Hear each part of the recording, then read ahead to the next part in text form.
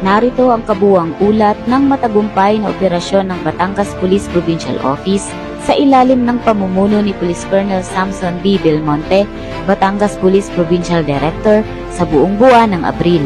Sa buwan ng Abril ay nakapagtalaga ng Anti-Illegal Drugs Monthly Accomplishment ang Batangas Police Provincial Office na may kabuuang bilang 151 operasyon na nakapagtala ng 164 na kataong arestado at nakapagkumpiska ng 1,425,175.17 na gramo ng droga na nagkakahalagang 9,691,191,156 pesos.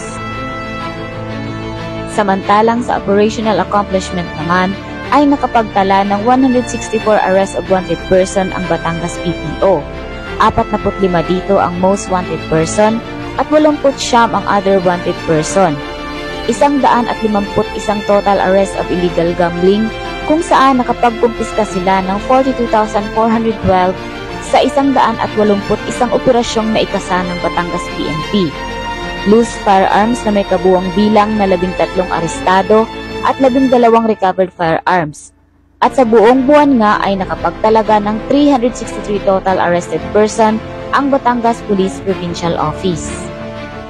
Para laging updated, tumutok lang sa Batangas Police Provincial Office Facebook page o PKG Calabarzon New account para sa mga natatanging balita na hatid sa inyo ng inyong kapulisan.